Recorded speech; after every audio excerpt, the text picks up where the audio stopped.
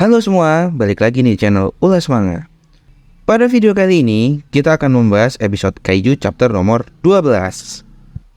Buat kalian yang baru bergabung, jangan lupa untuk cek video Ulas Manga sebelum-sebelumnya, agar kalian tidak bingung dengan episode kali ini. Jangan lupa juga, agar Ulas Manga lebih berkembang, bantu dan support terus Ulas Manga dengan menekan tombol like, subscribe, dan bunyikan tombol lonceng. Cerita sebelumnya, para peserta melakukan latihan menembak. Masing-masing dari mereka menunjukkan pertumbuhan kemampuannya. Bahkan Kafka pun terlihat telah berkembang. Dia telah berhasil menunjukkan kemampuannya yang semula dari 0% menjadi 1%. Kikoru Shinomiya tetap berada di posisi teratas. Wakil Kapten Hoshina melakukan peneguran terhadap Kafka. Jika pertumbuhan kemampuannya sangat lambat, dia akan dipecat dalam waktu 3 bulan. Di malam hari, Kafka menunjukkan semangatnya. Dia berlatih 2 kali lebih keras dibanding yang lain. Hal itu dikarenakan dia tidak ingin dipecat dalam waktu 3 bulan.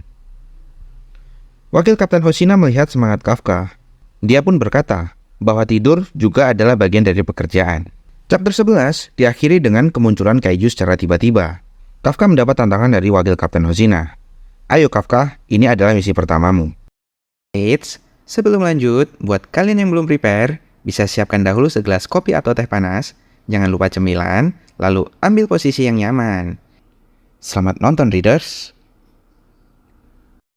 Chapter 12 diawali dengan panel keberangkatan Kafka dan teman-teman yang lainnya menuju medan pertempuran. Perkiraan monster kaiju yang muncul adalah tipe raksasa. Para pasukan pertahanan pemula siap untuk bertempur. Kafka dan Kikoru pun saling menatap. Sekilas, Kikoru flashback di masa Kafka mengakui bagaimana dia bisa berubah menjadi kaiju. Kikoru sangat terkejut mendengar pengakuan Kafka. Dia tidak percaya bahwa Kafka memakan kaiju. Kafka menjelaskan bahwa dia tidak sengaja memakan kaiju. Dia berencana mengatakan kondisi tubuhnya kepada pasukan pertahanan, dengan harapan pasukan pertahanan bisa menyembuhkannya. Namun rencana Kafka dibantah oleh Kikoru. Menurutnya, itu bukanlah ide yang bagus. Walaupun kau tidak akan dimusnahkan, kau akan menghadapi hari-hari yang penuh dengan pemeriksaan dan eksperimentasi. Jalanmu untuk menjadi anggota pasukan pertahanan akan berakhir.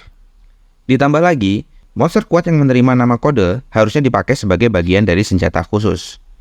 Kemungkinan terburuknya itu juga akan terjadi padamu. Kafka dan Reno sangat terkejut mendengar penjelasan dari Kikoru.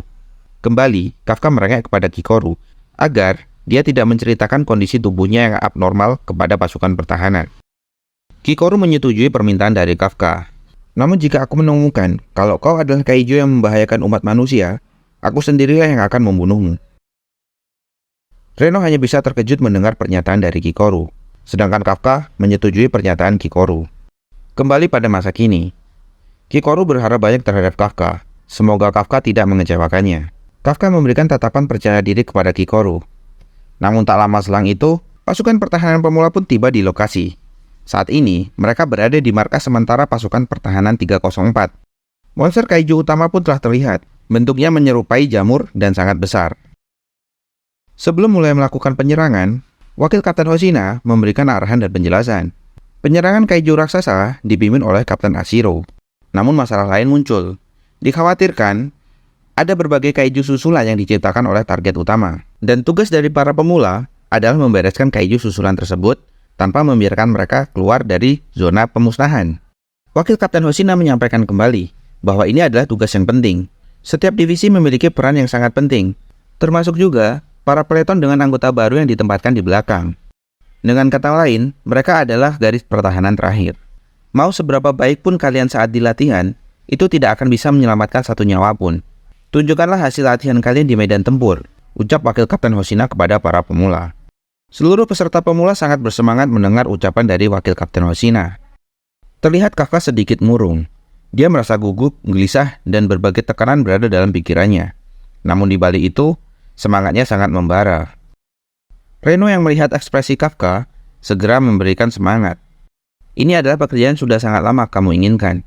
Mari kita buat misi pertama kita sukses, ucap Reno kepada Kafka. Invasi kaiju susulan telah dikonfirmasi. Peleton di mana Kafka berada diminta untuk cepat menuju ke TKP. Dengan bersemangat, para peserta menuju ke medan pertempuran. Kafka berpesan kepada Reno, "Jangan mati Ichikawa." Reno pun menjawab, "Kau sendiri juga jangan mati, Senpai."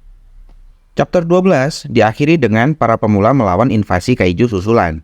Bagaimanakah kelanjutan kisah dari Kafka dan teman-temannya? Apakah Kafka dan teman-temannya berhasil melewati rintangan pada peperangan kali ini? Simak terus kelanjutan kisah Kafka yang telah berubah menjadi kaiju. Terima kasih banyak buat kalian yang menonton video ini hingga akhir.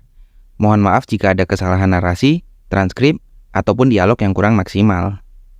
Kritik dan saran yang membangun, boleh banget kalian tulis di kolom komentar. Agar kami bisa berkembang lebih baik lagi, jangan lupa untuk bantu dan support channel Ulas Manga dengan menekan tombol like dan subscribe. Aktifkan juga tombol lonceng agar kalian mendapat notifikasi video terbaru dari kami. Sampai jumpa lagi di video selanjutnya, dan bye-bye.